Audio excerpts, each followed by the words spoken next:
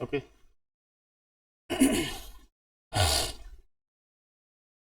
नमस्कार दोस्तों, good evening, जय हिंद, जय भारत, जय राजस्थान।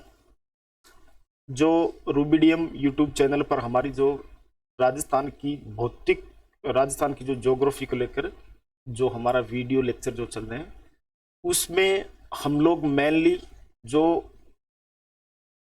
टॉपिक हम लोग लेकर चल रहे हैं, उसमें राजस्थान के भौतिक प्रदेश वाला टॉपिक लेकर चल रहे हैं। और उस राजस्थान के भौतिक प्रदेश से पहले आप लोग राजस्थान की सामान्य जानकारी हेतु राजस्थान के सारे जो वीडियो पीछे हमने बना रखे हैं उनको जरूर एक बार अच्छे से देख लें। हमने वहां पर राजस्थान के नए जिले वगैरह जो है वो भी सारे वीडियो डाल रखे हैं।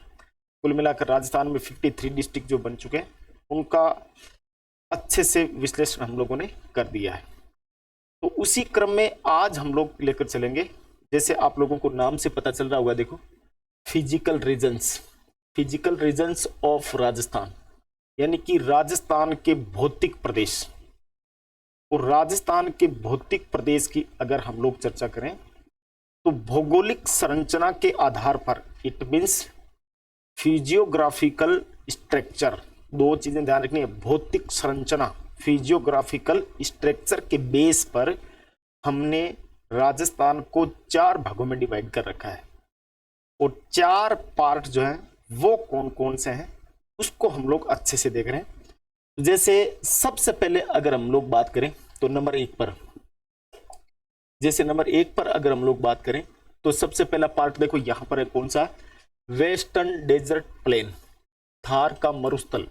वेस्टर्न डेजर्ट प्लेन अर्थात पश्चिमी मरुस्थल मैदान, पश्चिम का मरुस्थलीय मैदान, पहला पार्ट ये है।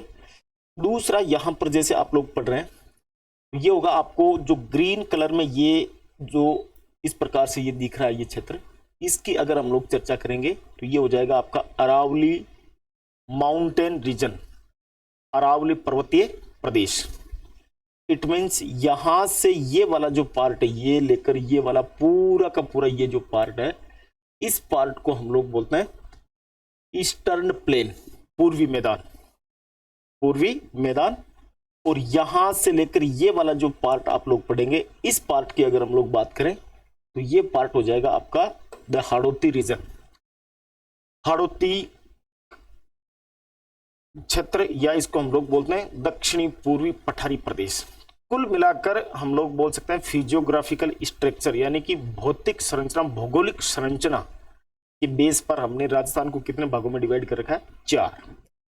और ये जो 4 पार्ट है इनको अपने को अलग अलग तरीके से अच्छे से इनको हम लोगों को अच्छे से पढ़ना है, ध्यान से सुनना है, समझना है अच्छे से। पहले एकदम बेसिक जानकारी इसकी ले लेना है। देखो, जैसे आप लोगों को ये लाइन कंफ्यूज कर रही होगी, इसको थोड़ा सा समझना आपको। देखो ये लाइन वेस्टर्न डेजर्ट प्लेन, यहां पर आप लोगों को थोड़ा सा समझना है क्या है माजरा। अब इसमें ये वेस्टर्न डेजर्ट प्लेन जो है इसका थोड़ा सा अगर हम लोग अच्छे से इसको अगर पढ़ें तो देखो ये वर्ड आ रहा प्लेन है ना, मैदान। क्या थार का मरुस्थल मैदान है? यहां अगर हम लोग थोड़ी सी चर्चा करें तो बिल्कुल मैदानी भाग है ये। और मैदानी भाग किसका है ये चीज अपने को समझना है। यानी कि आप लोगों को 4 भौतिक इकाइयां अगर पता है, जैसे एक तो पर्वत, पठार, मरुस्थल, मैदान या पहाड़ी क्षेत्र, तो उसके 4 भौतिक प्रदेशों की व्याख्या मैंने बहुत अच्छी तरीके से पिछले वीडियो में कर रखी है, ताकि आप लोग पिछला वीडियो जरूर देखें ताकि आप लोगों को पता चले। अब यहां से आप लोगों को मैं जो बेसिक चीज जो बता रहा हूं उसको थोड़ा सा सुन लेना है। यानी कि मरुस्थल है, लेकिन किस प्रकार का मरुस्थल है? तो किस प्रकार का मरुस्थल है तो यहां अपन लोग बोले तो प्लेन एरिया है ना। अब प्लेन का मतलब यहां पर कंफ्यूज हो रहे होंगे आप लोग, लेकिन यहां पर किसी प्रकार की कोई कंफ्यूज होने की आवश्यकता नहीं है आप लोगों को। यानी कि ये वाला जो पार्ट है देखो यहां से लेकर इस प्रकार से मैं इसको यहां से क्रॉस कर रहा हूं, देखना आप लोग ताकि आपको समझ में आए अच्छे से। ये देखो ये इधर आप लोग देखेंगे तो ये पंजाब है और पंजाब के बाद में ये हरियाणा है। अब इसको समझने के लिए थोड़ा सा आपको भारत के भौतिक प्रदेश आने चाहिए, और उस भारत के भौतिक प्रदेश में किस प्रकार से, वापस इसी स्लाइड पर आएंगे हम लोग। जैसे मैं आपको अकॉर्डिंग टू मैप अगर बताऊं तो आप लोगों को समझ में आएगा। ये वाला पार्ट देखो,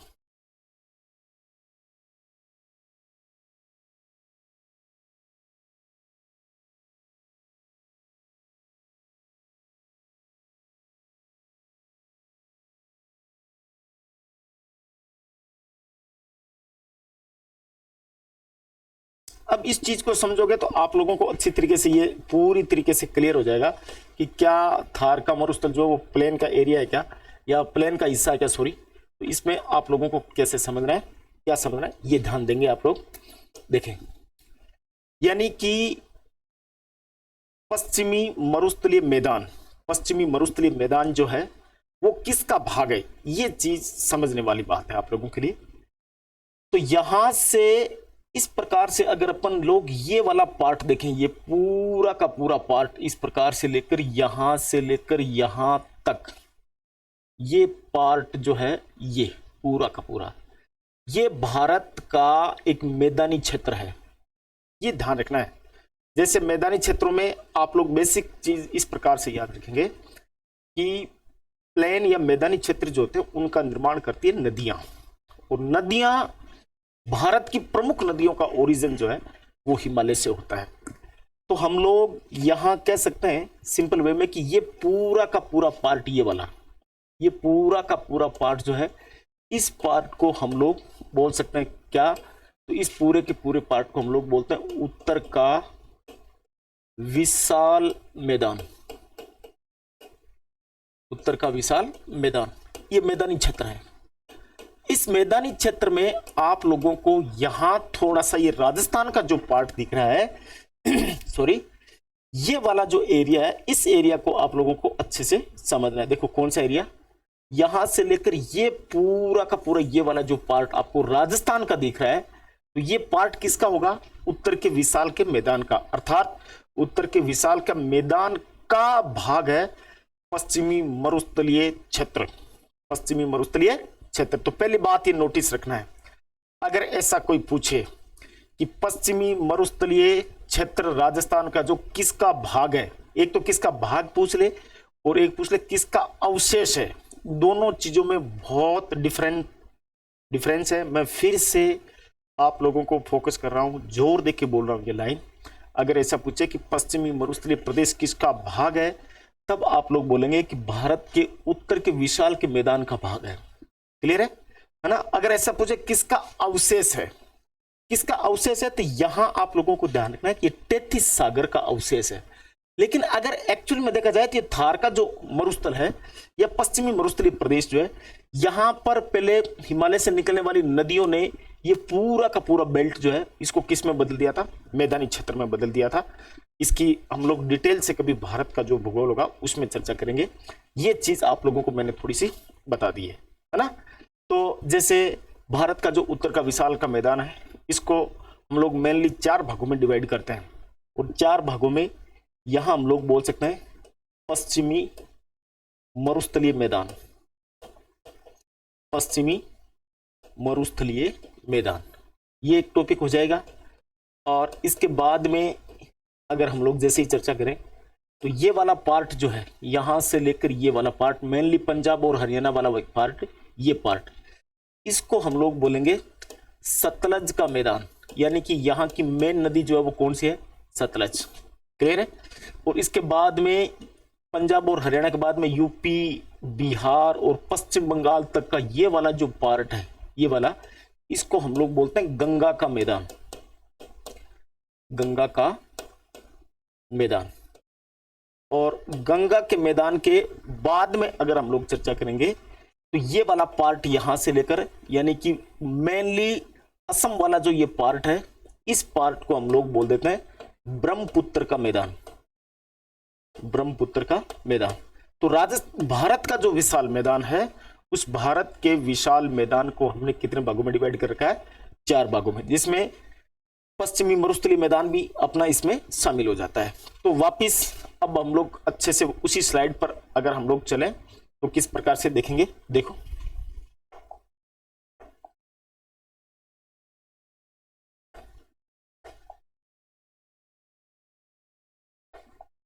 यहां वापस अब अपने को देखना है।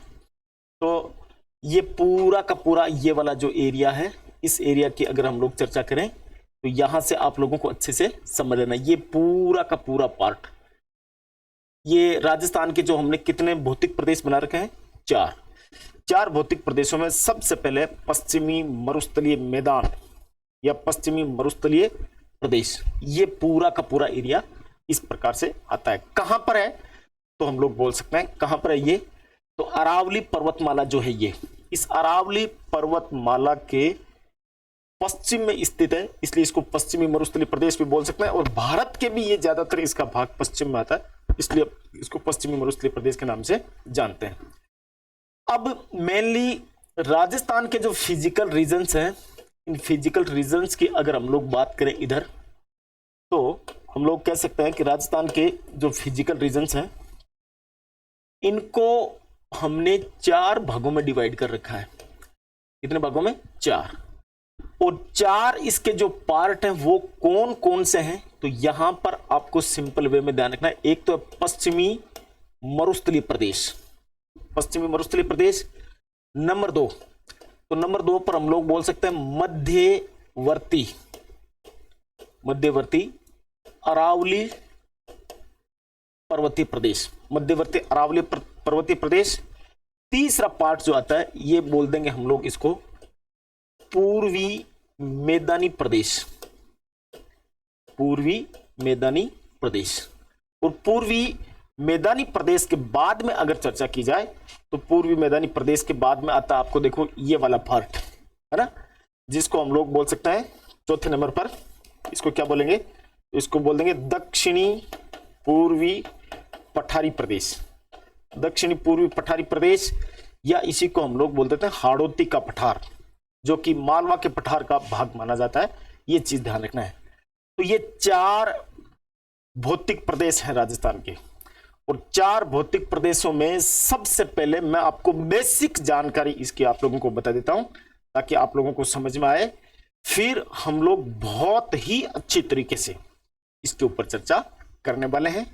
तो बने रहिए हमारे YouTube चैनल के साथ। हम लोग हर रोज ये कोशिश करते हैं कि स्टूडेंट को अकॉर्डिंग टू कंपटीशन पूरा का पूरा मैटर मिले ताकि उसको अच्छी तरीके से समझ में आ सके। यहां से आप लोग अच्छे से अपनी प्रिपरेशन को जारी रख सकते हैं। मैं पूर्णतः आश्वस्त होकर पूरी तरीके से आप लोगों को विश्वास दिलाता हूं कि अगर आप लोग हमारे चैनल को अच्छे से देखेंगे तो आप लोगों को बहुत सारे बेनिफिट्स मिलने वाले हैं। तो ये आप लोग जो क्लास हैं ये कंटिन्यू जरूर देखें ताकि आप लोगों को समझ में आएगा। अब आगे हम लोग किस प्रकार से चल रहे हैं, तो एक बार मैं आपको बेसिक नॉलेज के लिए कुछ चीजें जो है वो बता देता हूं ताकि आप लोग अच्छे से समझ सकें।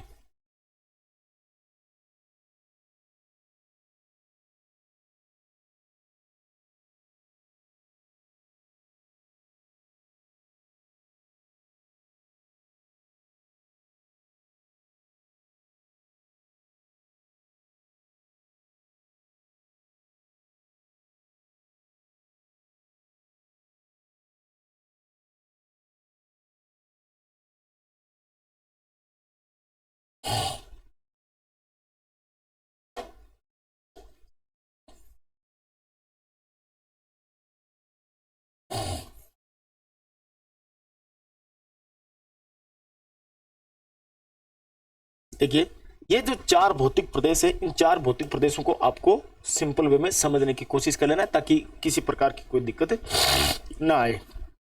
इन 4 भौतिक प्रदेशों में मैं आपको पहले क्या बता रहा हूं ये ध्यान रख लेना। देखो सबसे पहले ये जो थार का मरुस्थल है, इस थार के मरुस्थल की अगर हम लोग बात करें तो ये राजस्थान का जो कुल एरिया है उसके 61.11% भाग पर फैला हुआ है। ये चीज ध्यान रख लेना है, 61.11% भाग पर थार का मरुस्थल फैला हुआ है। और इसमें अगर हम लोग बात करें तो ये तो हो गया क्षेत्रफल। क्षेत्रफल के बाद में अगर हम लोग देखें जनसंख्या, तो ये जनसंख्या वाला जो पार्ट है इसको आप लोग अच्छे से समझ लेना है कि यानी कि राजस्थान का सबसे बड़ा भौतिक प्रदेश है ये, और राजस्थान का जो सबसे बड़ा भौतिक प्रदेश है उसका राजस्थान के क्षेत्रफल का एरिया कितना हो जाएगा 61.11%। एंड इसके ऊपर पॉपुलेशन जो होगी, ये पॉपुलेशन कितनी है, तो पॉपुलेशन हो जाएगी आपकी 40%। यानी कि क्षेत्रफल के अकॉर्डिंग अगर हम लोग देखें तो क्षेत्रफल खूब है लेकिन जनसंख्या क्या है, कम है।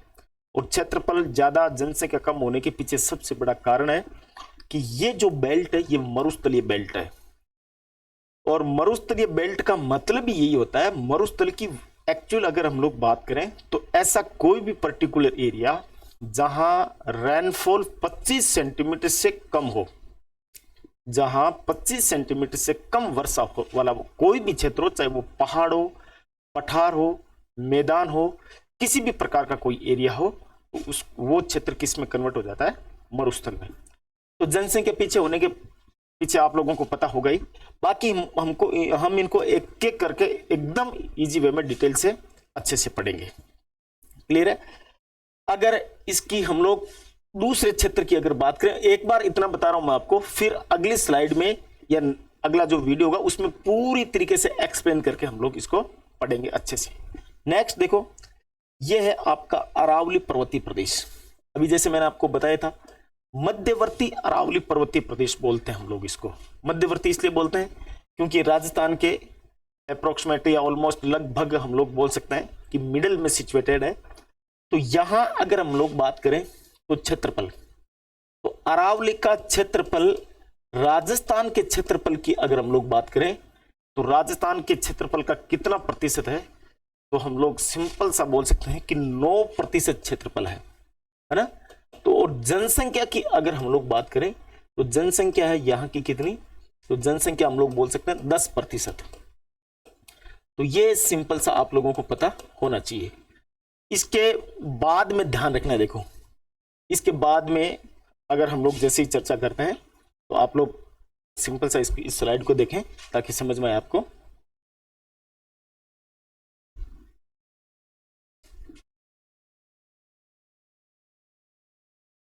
अब देखो ये वाला पार्ट,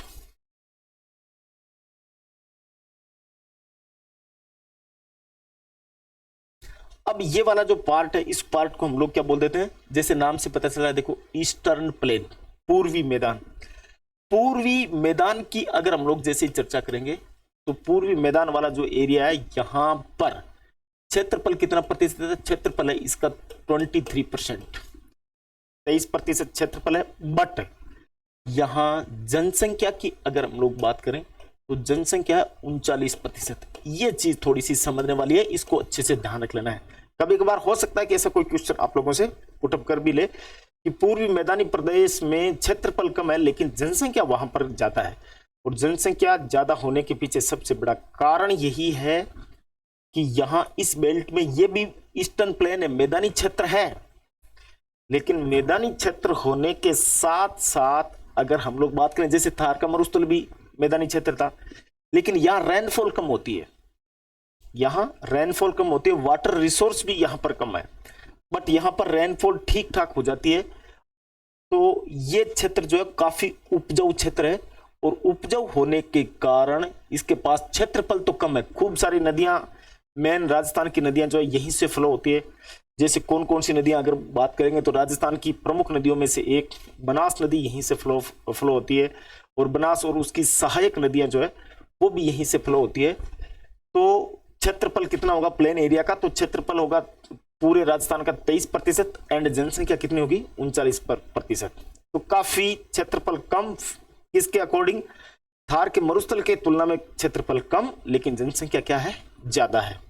आफ्टर देन इसके बाद में हाड़ौती, यहां ध्यान रखना है आपको, हाड़ौती वाला जो क्षेत्रफल है इस क्षेत्रफल को ध्यान रखना है।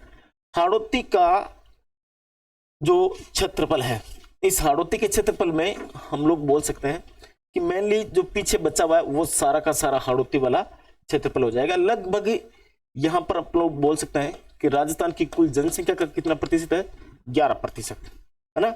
और जनसंख्या 11% है और क्षेत्रफल फिर जो बच जाएगा वो क्षेत्रफल हो जाएगा कितना, तो क्षेत्रफल हो जाएगा आप लोग बोल सकते हैं 7.89% क्षेत्रफल है इसका। तो ये दोनों चीजें ध्यान रखनी है। ये इसकी बेसिक इंफॉर्मेशन मैंने आप लोगों को बता दी है। है ना। एक बार आप लोगों को मोटा मोटा इतना याद रखना है, फिर हम लोग इस क्षेत्र को बहुत अच्छी तरीके से डीप में जाकर पूरी तरीके से इसको अच्छे से पढ़ेंगे। और वो किस प्रकार से पढ़ेंगे ताकि आप लोगों को समझ में आ सके। तो चलिए नेक्स्ट स्लाइड में अपन लोग देखते हैं।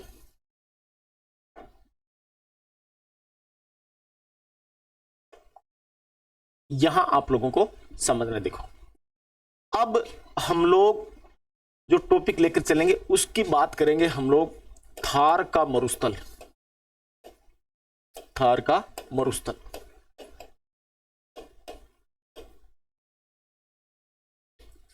थार का मरुस्थल। अब एक बार भौतिक प्रदेश राजस्थान के हम लोग बिल्कुल नहीं पढ़ेंगे, एक बार पूरी तरीके से संपूर्ण जानकारी हम लोग थार के मरुस्थल की पढ़ेंगे।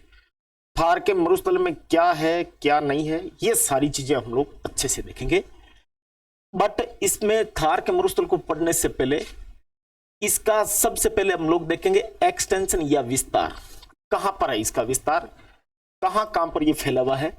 तो हम लोग कह सकते हैं कि पूरे विश्व के 2 देशों में फैला हुआ है ये थार का डेजर्ट। इंडियन ग्रेट डेजर्ट बोल सकते हैं या थार का मरुस्थल इसको हम लोग बोल सकते हैं।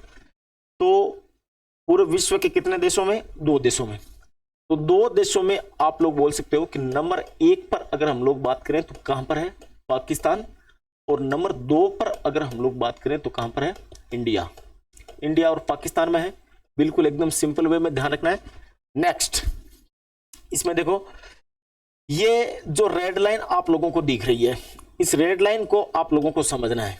जैसे ये मैं रेड लाइन वाली जो है, ये रेड लाइन जो है ये पूरा का पूरा ये एरिया यहां से लेकर यहां तक ये वाला जो पार्ट है, इस पार्ट की अगर हम लोग, मैं फिर से बोल रहा हूं, देखो यहां पर ध्यान देना आप लोगों को, ये थार का डेजर्ट है। इस थार के डेजर्ट में अगर अच्छे से बात की जाए तो कहां पर है ये आप लोगों को मेनली समझना है। बिल्कुल एकदम बोर्ड के ऊपर ध्यान रखेंगे तो पूरा अच्छी तरीके से समझ में आएगा। ध्यान देना, बस आप लोगों का काम इतना ही है, पूरी तरीके से कंसंट्रेट बोर्ड के ऊपर रखें। बाकी रिस्पॉन्सिबिलिटी मेरी है, आप लोगों की किसी प्रकार की कोई टेंशन नहीं है। यहां देखना है, जैसे थार के मरुस्थल की अगर अपन लोग बात करें तो ये भारत के मैप के अकॉर्डिंग देखोगे तो यहां पर देखो गुजरात है, क्लियर है। गुजरात के बाद में ये पार्ट आ जाता है देखो राजस्थान का, राजस्थान के बाद में यहां पर आ जाता है देखो हरियाणा, है ना। और हरियाणा के बाद में इधर उत्तर की तरफ देखोगे तो यहां पर आ जाता है पंजाब, और यहां आप लोग देख रहे हो ये है पाकिस्तान। यानी कि अगर हम लोग सिंपल वे में अगर अच्छे से देखें तो यहां देखो आप लोग कि राजस्थान का जो एरिया है, ये राजस्थान का एरिया यहां तक है, ये वाला ये राजस्थान का है। यहां से ये पूरा का पूरा एरिया जो है वो किसका है, राजस्थान का। अब राजस्थान के बाद में अगर हम लोग देखें तो ये पूरी तरीके से अगर अच्छे से देखें तो ये पूरा का पूरा ये पार्ट जो आ जाता है, ये आ जाता किसका, गुजरात का। ये वाला गुजरात यहां से लेकर ये गुजरात का हो गया। और गुजरात के बाद में इस साइड में ये इधर हरियाणा है ही, और इस साइड में ये क्या है, पंजाब।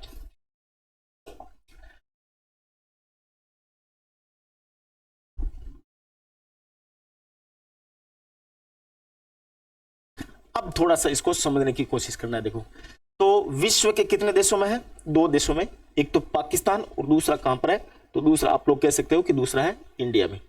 लगभग ऐसा मानकर चलते हैं कि एग्जैक्ट तो हम लोग नहीं कह सकते, लेकिन लगभग पूरा का पूरा ये जो थार का मरुस्थल है इसका लगभग 15% भाग जो है वो पाकिस्तान में माना जाता है।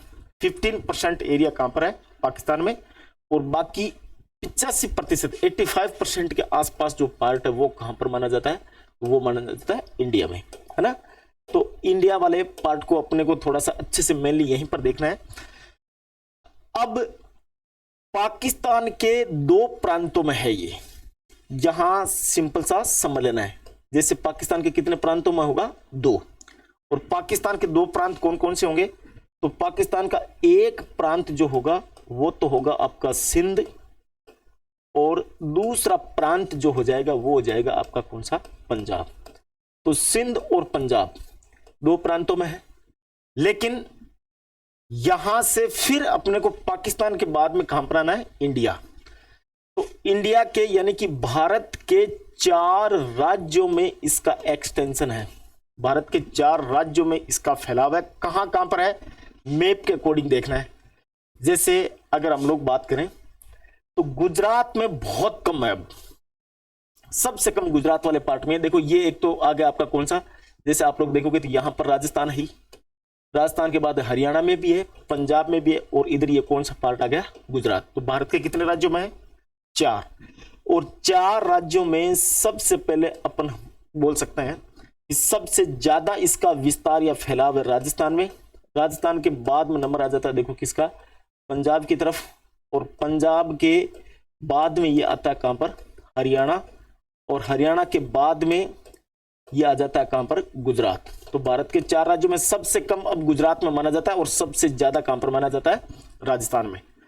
ऐसा कहा जाता है कि ये जो थार का मरुस्थल है, इसका विस्तार उत्तर पश्चिम से इधर पश्चिम से पूर्व की ओर इसका विस्तार हो रहा है। तो गुजरात वाला पार्ट जो है वो धीरे धीरे मरुस्थलीय क्षेत्र की श्रेणी से धीरे धीरे क्या हो रहा है, बाहर हो रहा है ना। है थार का मरुस्थल गुजरात में भी है, लेकिन बहुत कम कह सकते हैं हम लोग।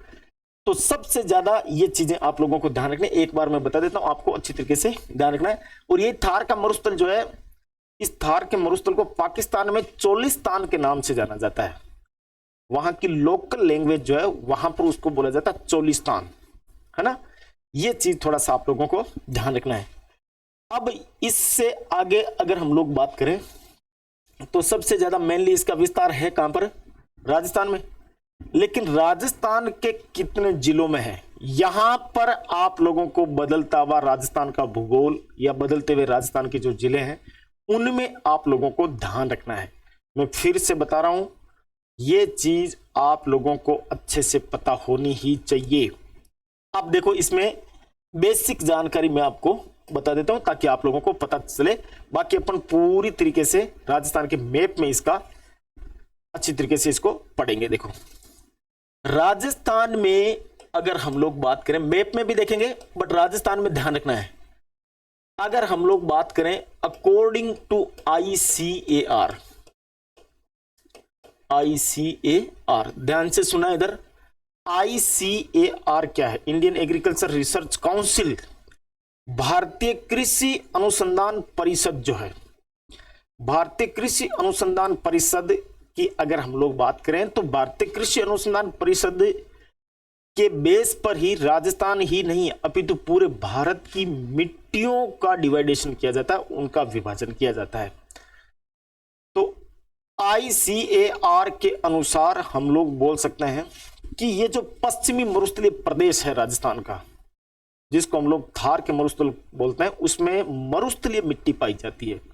और मरुस्थलीय मिट्टी पाई जाने के कारण राजस्थान के 12 जिलों को इसने मरुस्थलीय जिले घोषित कर रखे थे। तो हम लोग बोल सकते हैं राजस्थान के ICAR के अकॉर्डिंग कितने जिले मरुस्थलीय जिले हैं, 12।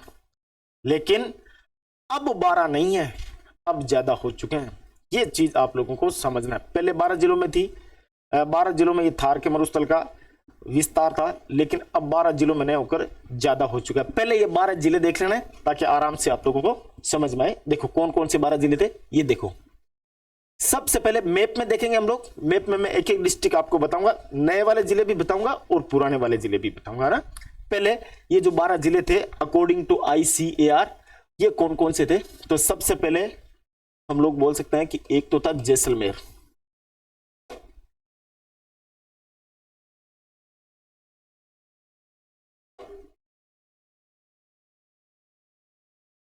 ये 12 जिले कौन कौन से हैं, तो यहां पर आप लोगों को समझना है। जैसे सबसे पहले अपन बात करें जैसलमेर, जैसलमेर के बाद में कौन सा था, जालोर, जालोर के बाद में जोधपुर।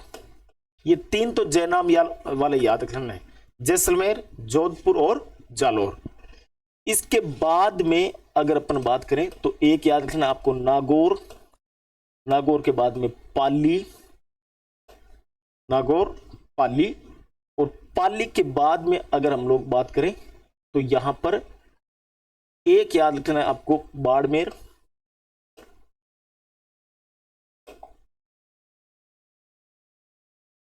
कौन सा, बाड़मेर, और बाड़मेर के बाद में आपको याद रखना है एक बीकानेर। देखो कौन कौन से हैं, जैसलमेर, जालौर, जोधपुर, नागौर, पाली, बाड़मेर और बीकानेर, है ना।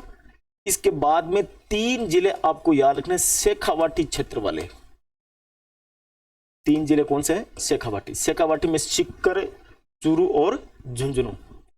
और इसके बाद में अगर हम लोग जैसे देखें तो शेखावाटी वाले हो गए।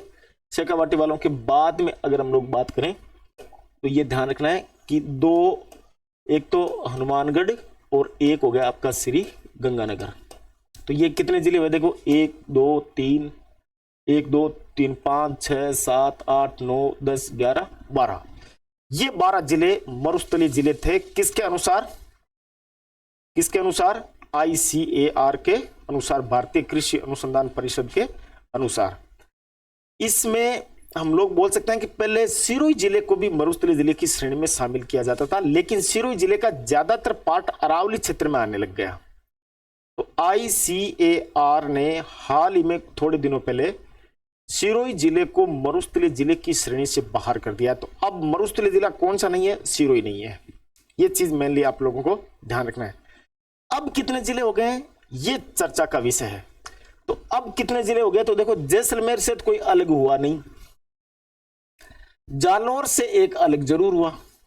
जालौर से अलग होकर कौन सा बना, तो आप लोग बोल सकते हो सांचौर। तो एक ऐड हो गया इसमें, कौन सा, सांचौर, है ना। और दूसरा जोधपुर की अगर अपन बात करें तो जोधपुर तो है ही, और जोधपुर के साथ जोधपुर ग्रामीण याद रख लो एक और, तो ये एक हो गया। और जोधपुर ग्रामीण के बाद में जोधपुर से एक अलग जिला बना, कौन सा, तो जोधपुर से अलग जिला बना कौन सा, तो आप लोग बोल सकते हो फलोदी, है ना। ये नए जिले वाला थोड़ा सा देखना, आपको यहां से समझ लेना है ना। अब नागौर की अगर हम लोग बात करें तो नागौर से 2 जिले अलग हो गए, है ना। नागौर से एक जिला जो अलग हुआ वो जिला हुआ कौन सा, कुचामन। और दूसरा जिले की अगर हम लोग बात करें तो वो कौन सा हो गया, डीडवाना। पहले डीडवाना कुचामन को एक ही जिला बनाया गया था, लेकिन अभी हाल ही में हम लोग बोल सकते हैं कि 7-8 अक्टूबर के आसपास ये नागौर को कुचामन से डीडवाना को कुचामन से क्या कर दिया गया, अलग। तो ये नए जिले जो जिसको डेजर्ट डिस्ट्रिक्ट अब हम लोग मानेंगे, बीकानेर। बीकानेर से भी कुछ अलग हुआ, आप लोगों को सबको पता है। और बीकानेर से अलग होकर कौन सा बना, तो बीकानेर से अलग होकर बन गया कौन सा, अनूपगढ़, है ना। वैसे मेनली गंगानगर से अलग हुआ, लेकिन कुछ भाग बीकानेर का भी इसमें शामिल किया गया, है ना।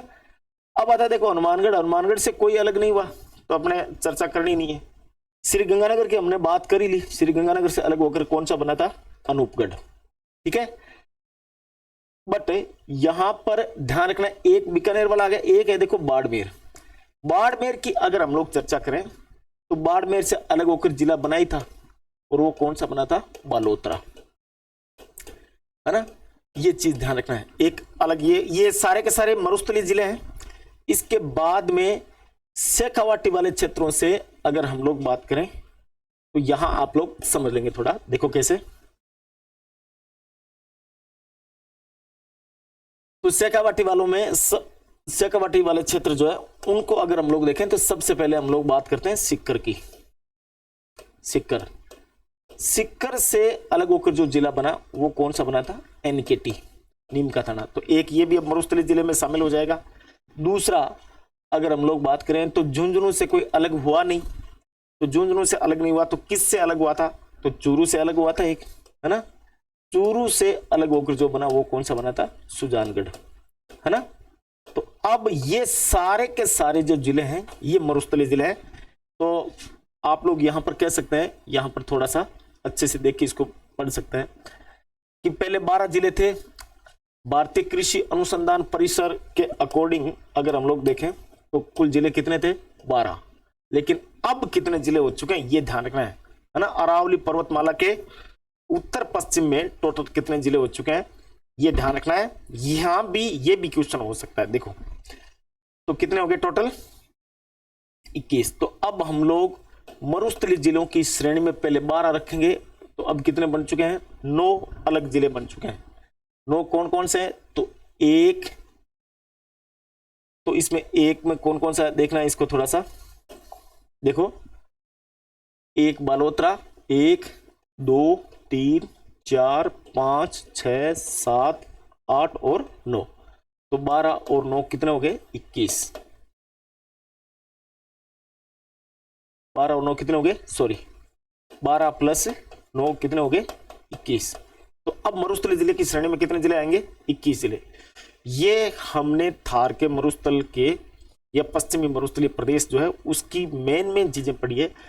कल वाले वीडियो में हम लोग थार के मरुस्थल की विशेषताओं के बारे में अच्छे से चर्चा करेंगे, तो आप लोग बने रहिए हमारे साथ।